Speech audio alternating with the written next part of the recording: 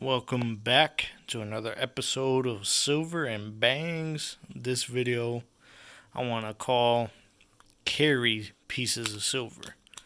Do you have silver that you carry with you in your pocket from day to day?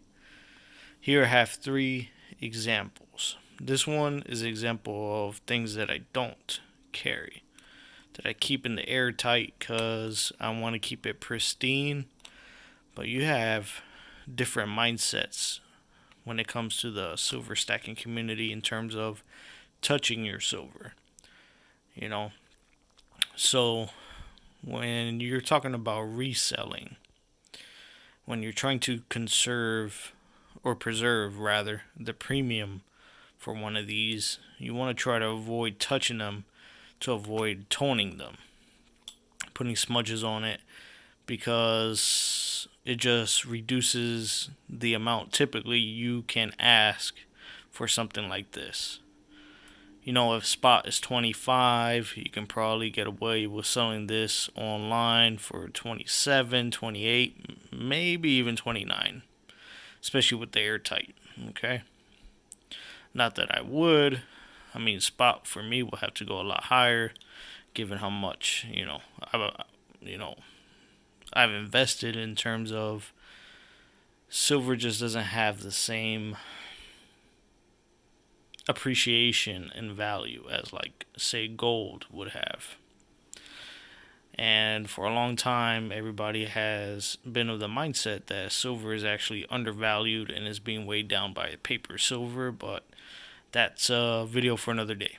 Anyways, back to the topic at hand. This is an example of a quote unquote safe queen, because if you don't hold it, you don't own it, right? So no use of owning any silver stock. I can actually sell this when I want. I can dictate. I have control over this.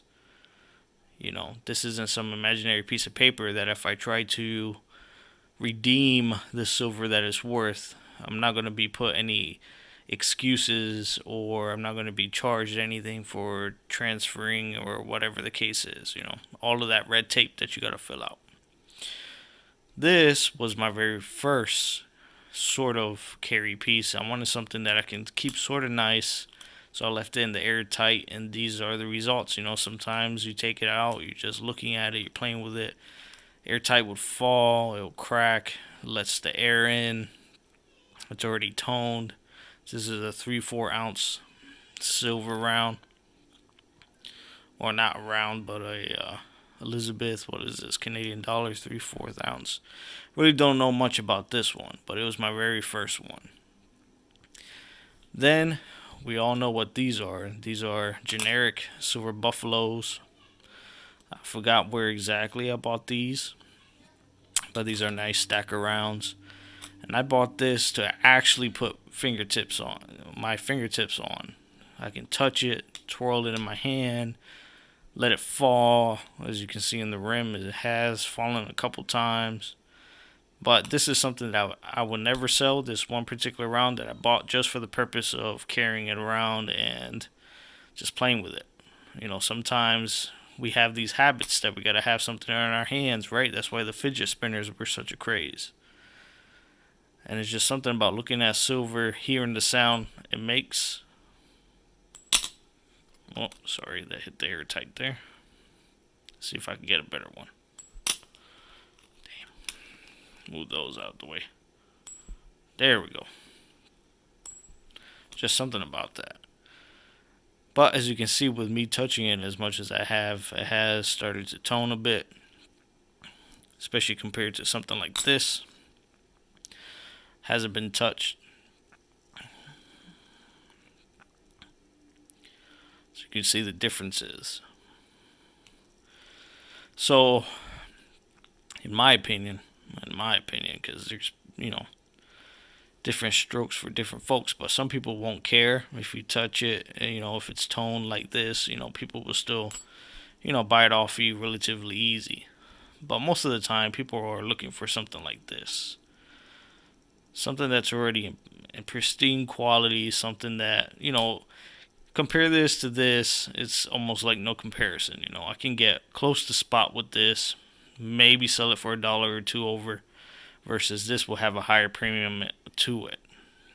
On top of the fact that this is a government minted um, Austrian, what do you call these?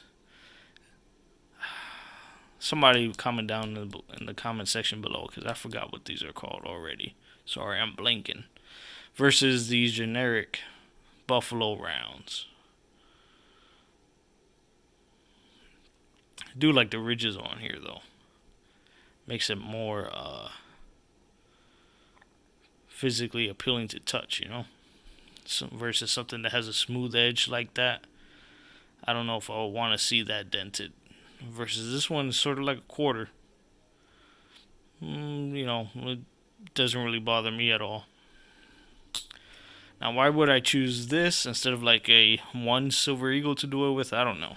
Maybe I just put too much intrinsic value into an American Silver Eagle when those are millions or produced every year. Speaking of, try to get your old design now, because I heard halfway through the year of 2021 the design is going to switch. So it's going to be interesting. Maybe 2021 will turn out to be a key date, huh? We shall see. But yeah. So I just want to make this video. Do you guys have your own, carry silver pieces? Is there something that you particularly look for when you have a carry piece? I do have one of those 1 ounce silver credit card things, which I'll probably show in a different video. But there's just something about keeping these pristine versus just having something that, it doesn't matter if you touch it, if you flip it, if your kids play with it, if it's just laying around, if it falls off a table, versus something like this gonna have me more like Gollum from Lord of the Rings. I don't want nobody to touch these besides me, because I have a feeling I hand it to somebody and the first thing they're gonna do is gonna slip. And what's the first thing? Oh, I'm sorry. Okay, I get it, you're sorry, but it is what it is. So I don't have too much ounces of silver that I really try to touch. It's interesting to see how this one will turn out, though. With the oils of the fingertips of the hand, to see how it tones throughout time. This one's I've had it probably about a year. Never really carried it daily, but I take it out every once in a while when I feel like looking at things and just playing around with it a little bit.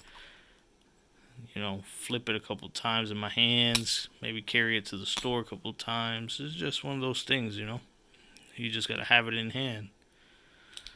Although we haven't reached that point of society yet where you can whip one of these out and you can normally buy anything with it, but I always believe you gotta at least have some of this in hand for a worst case scenario, regardless of what you think is going to happen with the dollar. If the US dollar will ever go away or not, it's always good to know that you have something that has always held value to people of many cultures throughout millennia, right?